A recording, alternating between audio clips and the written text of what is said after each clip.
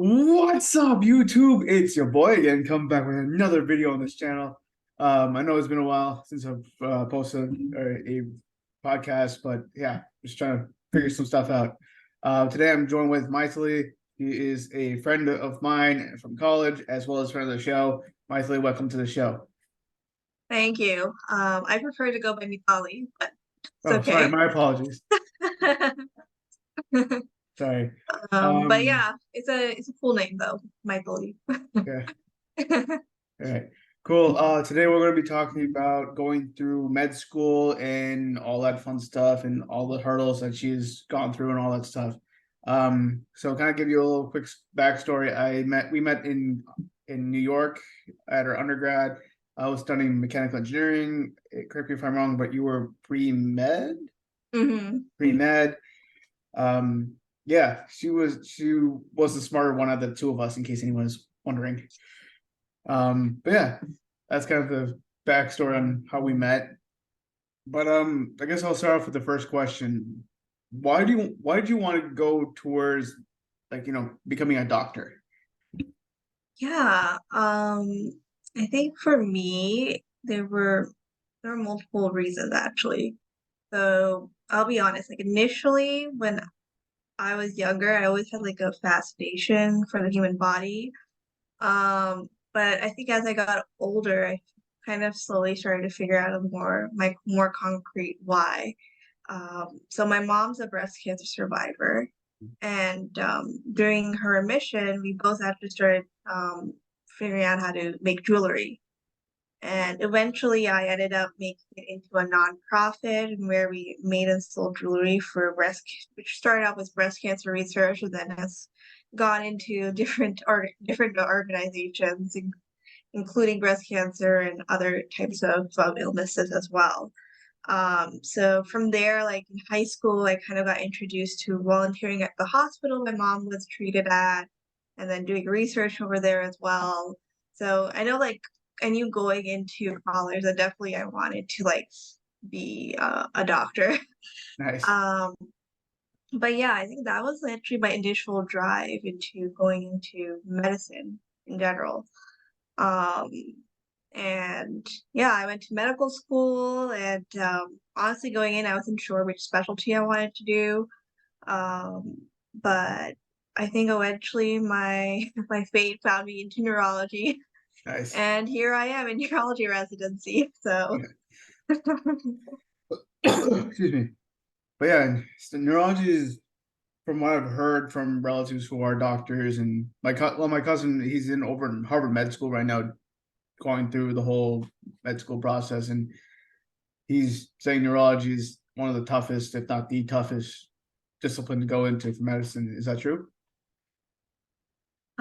yeah, it has like every specialty has its challenges.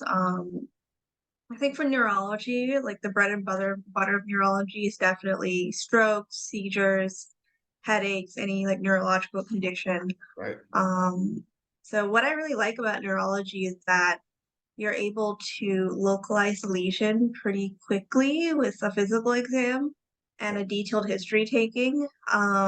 So I really like the thoroughness and detailed orientedness of neurology. Um, and I think what got me into neurology was my grandparents. One of them actually passed away during COVID, not because of COVID, Okay. but during that time, and he was suffering from Alzheimer's disease. And even my grandmother now, she's also going the same trajectory as well.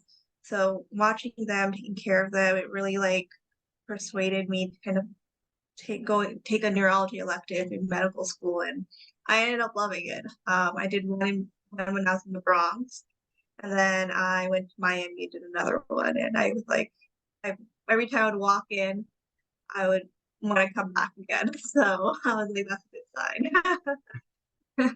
Yeah, it's nice to that you took like your personal history with your mom and obviously your grandparents, as you explained, to kind Yeah, of help you decide your career path moving forward. right. Excuse me. I'm sorry, I'm like getting over a cough right now. Um, but yeah, I'm kind of doing something similar with engineering. I went a totally different approach. Engineering wise, I Mhm. wanted to. I didn't have the so the main reason I didn't go into medical school, I know my dad was pushing me towards that, was I didn't have the patience for it. It takes Mhm. a special kind of it takes a person Right. with a special kind of patience to go into medical school. I never had that, and it's either for me, in my opinion, it's like either you have it or you don't have it, and I never had it. So I Yeah. kind of said, hey, I want to help these people who are going through insert whatever medical issue, but I want to do it from an engineering standpoint, from instead of a medical standpoint. So that's kind of like my reasoning. But that's pretty cool though. Yeah. I know like a lot of people in my family are engineers and they did not want to do medicine at all. They're like, nah. Um, so with that being said, what was the most difficult part of your career path so far? I know you went to Caribbean for school. All right. Yeah, I went to a Caribbean medical school. So how is that? How did that happen? Because most people, at least here in the U.S., most people would say, "Hey, I'm going to Harvard Medical, Stanford Medical, Hmm. UT Austin for med school, or something within the 50 states." Yeah. Well, I think for me, my journey was definitely different, I guess. Um, like I think in med school, like I tried getting for med school, I tried getting into the US, but I think for me it was just taking when I saw like my other peers, with like I retook the MCAT a couple of times and stuff, and I think I basically wasn't confident enough to get into like a US med school. It's very challenging, especially like someone fresh out of college and um being brown. um, That's a different story altogether. But that's yeah, not that like I mean it's a different story altogether, but I just feel like most likely I would take like a gap year or two just to like get into a US med school. Um And I just felt like going into the Caribbean was like because since I already knew what I definitely wanted to be a doctor, I was like, why wait, sort of thing. right. So that was another part of my reasoning. I mean, now when I think back on it, I think maybe a gap year wouldn't have hurt, excuse me, my Yeah, grammar. no worries. Um, but yeah, I think I ended up going to the Caribbean and actually I sometime that summer I went to a family friend's wedding and both the bride and groom went to that same Caribbean medical school. So that's and then that's how I kind of learned about it and they said good things and they were in residency at the time and now they've graduated and working as like physicians and even like a bunch of their friends were there that graduated from that medical school and they even say the same thing. So I was like, okay, you know what? Not a bad idea. So I was like, why not? Why not just try? If you're going to swing, you might as well swing for the fences, right? So that's interesting. It's as you kind of hinted at, life has its own way of sorting itself out. Yes. But, but yeah, but I'm here now. Hey, welcome back. But yeah, so I guess the next question for me at least is do you I know some people realize that med school or insert major is not for them. Um and they kind of wish they end up regretting choosing their career path. Do you feel the same way, or do you feel like no, this is what I want to do with my life, and I'm happy I'm doing it? um, I think always knew that this was kind of the direction I wanted to go in my life. Right. Um, I think in being in residency, of course, there are ups and downs, but I'm genuinely grateful to be here, That's good. and continue learning, and so that by the time I end, I can be a fully licensed physician. Um, so no, I don't have any regrets so far. I will say, like for someone getting into this field, um, they should think they should like definitely like shadow physicians and do their research before going in and see like what the life actually is. Because like for residency, the lifestyle isn't like great. Yeah. Not like any program you go to is kind of gonna be like that. You're gonna be working like 80-hour weeks, like if you're inpatient, and you probably will just have one day off in the week, and that day will just be to like sleep and do errands. Um, so like the lifestyle isn't that great in residency. I'm not gonna sugarcoat it, but I think being able to take care of patients is one of like the greatest privileges we have as residents, and being able to talk with them and really figure out what's going on is very rewarding. That's good. You kind of answered my next question, which is what advice would you give? But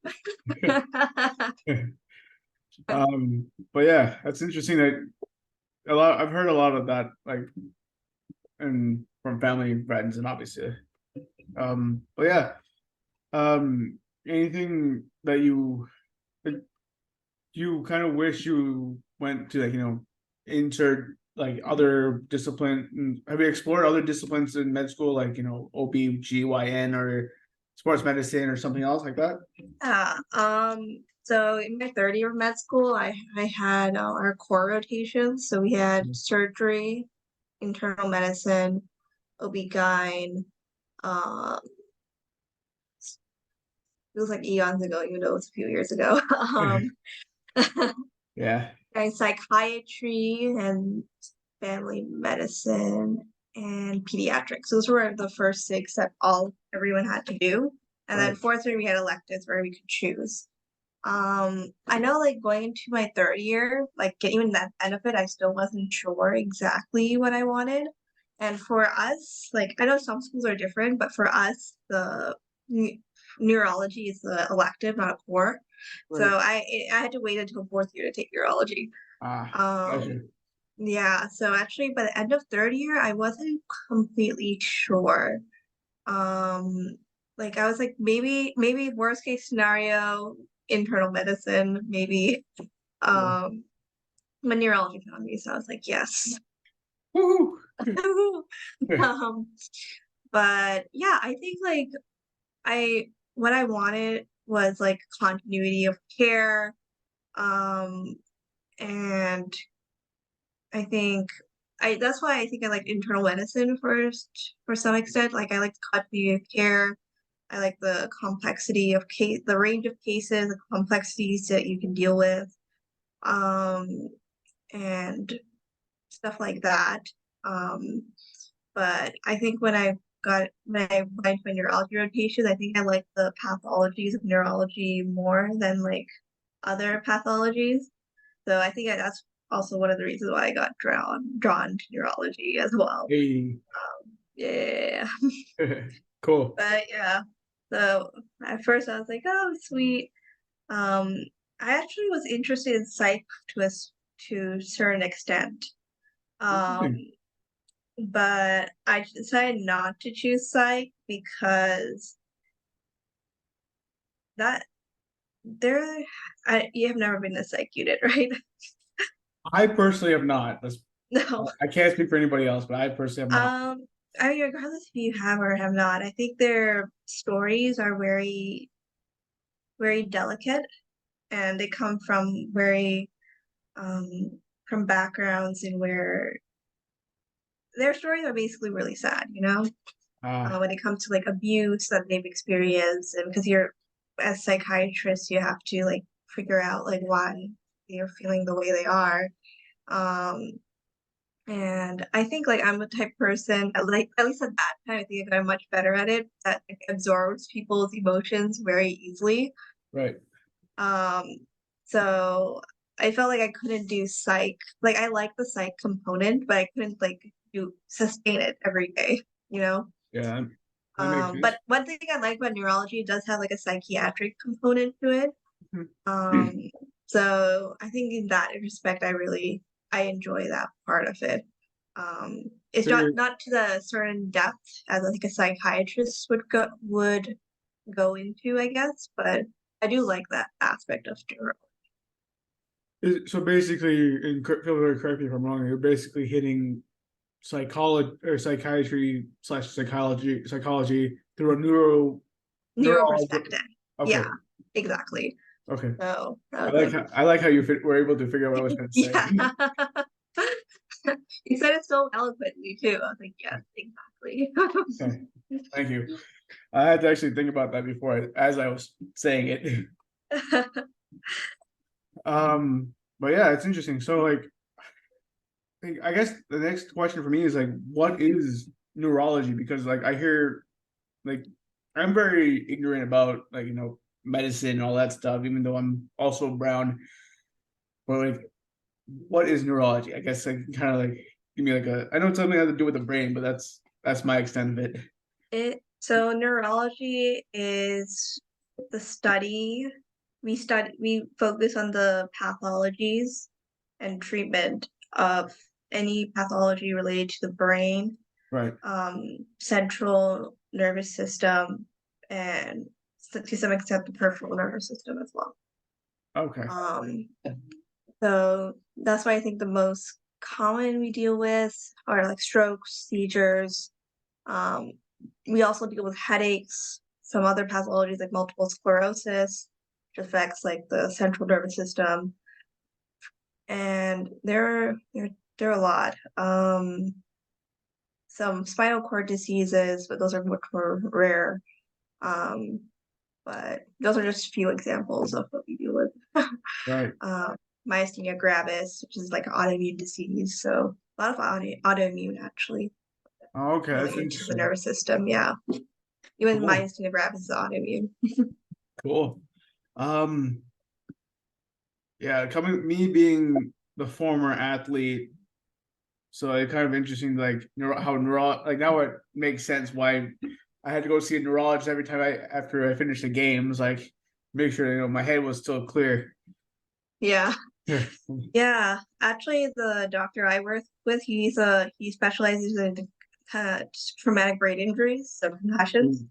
Ooh. Yeah. Ooh. So I know like back when he used to work for here in Miami, he he would talk about like a lot of athletes coming for stuff like that. Well, yeah, it's basically a car crash without at least football and rugby and like I guess to some extent wrestling. It's like basically a car crash without actually being Yeah. in the car. Yeah. So Ooh. but yeah, yeah, TBIs are very, very interesting. Yeah. Yeah. Unfortunately, I never had any. Thank God. Oh, good, good. Yeah. I'm glad. At least I You're not fun. at least not that I know of. Yeah. But that's interesting. And I guess my next question is if someone were to see this and want to connect with you, where can people find you? They can find me at Mitali Chansirker .md on Instagram. And then they could also find me on our podcast, Unthink with Mita on Instagram, and as well as the other podcast channels as well. You can put it on like the description, maybe, I guess. Yeah, if you're watching this on YouTube, I'll put in the Yeah. links in the doobly doo down below, Yeah. and the description box. And if you're listening to this on wherever podcasts are sold, Yay. so I guess that's all the questions I have for you today. But thank you for being on the show. I wish we were in person so I can give you a goodie bag. Oh, thank you. I wish Yeah, we were in person too. It's been a while. yeah, I know, right? But as always, thanks for being on the show. Have a good one. See you in the next episode. Peace. See you. Bye. What's up, guys? Just want to make this quick pre video advertisement show. Like always, Smart Up is our sponsor today, and you can see their ad here.